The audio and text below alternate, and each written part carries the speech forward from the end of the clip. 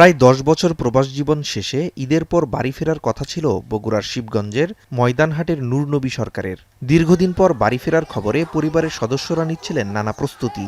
মালদ্বীপে gas cylinder বিস্ফোরণে নূর নবীর মৃত্যুর খবরে দিশেহারা পরিবার। যতদূর দূরত্ব পারেন আমার লাস্ট আমার ময়না ব্যাট পৌঁছে দেন, আমার কোনো কিচ্ছুর দরকার নেই। প্রশাসন এই পরিবারের কোনো খোঁজ খবর এখন পর্যন্ত নেয় নাই। আমার নানা নানি খুব বয়স্ক মানুষ, খুব অসুস্থ, তারা এই খুব বেদনা কিছুতেই মেনে নিতে পারছে না।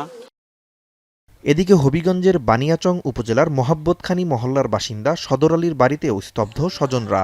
একমাত্র উপার্জনক্ষম ব্যক্তিকে হারিয়ে দিশেহারা সবাই। সদর আলী ৩ সন্তানের জনক। পরিবারের সচ্ছলতা ফেরাতে ৪৫ বছর বয়সে পাড়ি জমান প্রবাসে। মালদ্বীপ যাওয়ার মাত্র ২ বছরের মধ্যেই হলো এমন ভয়াবহ ঘটনা। 2টা মেয়ে বিয়ার উপযুক্ত, একটা ছেলে ছোট, বউ আছে, ফ্যামিলিটা চলার কোনো উপায় নাই।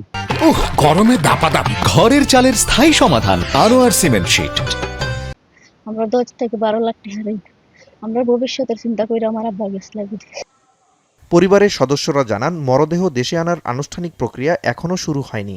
তাদের সাথে যোগাযোগ করেনি স্থানীয় প্রশাসনের কেউই। বিনীতভাবে অনুরোধ, আমরা বাই লাশ যেভাবে ফারা যায় আমরা কাছে অতি দ্রুত তাড়াতাড়ি আনার ব্যবস্থা করতে হয়।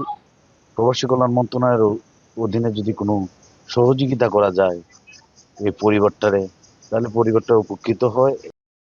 নিহত বাকি ৩ জন হলেন ভোলার রবিন, নরসিংদীর শফিকুল ও লক্ষ্মীপুরের তাজউদ্দিন।